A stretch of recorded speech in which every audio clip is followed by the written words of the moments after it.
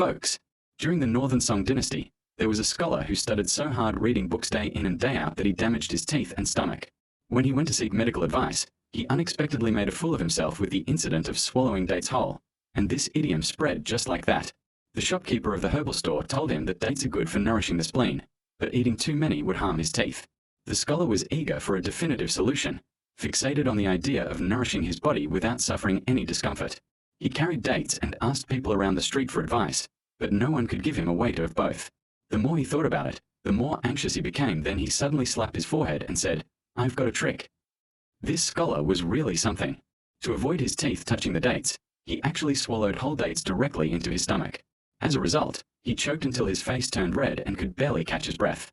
His book boy was stunned, but the scholar was quite proud, saying that this way, his teeth didn't touch the dates, and the dates could still enter his body to nourish his spleen. It was absolute cleverness in his eyes. The scholar went to a tea house to show off his invention, talking excitedly about how he swallowed the dates while spitting as he spoke. The tea drinkers around him all put down their chopsticks, waiting to see his brilliant trick. An elderly man couldn't stand listening anymore and said, "This is what we call Hu Lun Tun Zao. You didn't even spit out the date pits, they can't be digested at all, and nourishing your spleen is just a waste of effort." The elderly man continued, "You read books the same way. You keep reading even when you only understand half of what is written. It's no different from swallowing dates whole." The scholar's face turned bright red upon hearing this, and he couldn't say a word for a long time. Inspired by these words, the scholar no longer rushed when reading.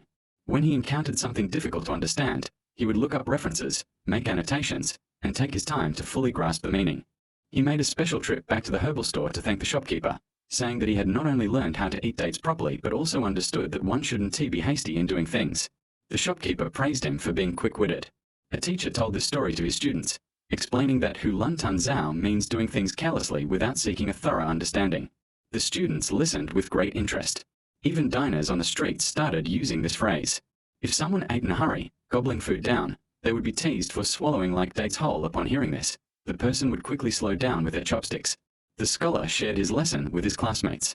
Everyone thought the principle behind Hu Lun Tun Zao was extremely useful and kept the phrase in mind whether they were reading or doing other things.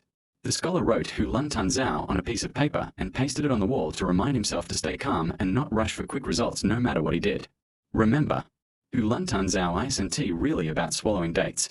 It's a reminder that we shouldn't be hasty in doing things. We need to think carefully and thoroughly. Otherwise, we won't do anything well.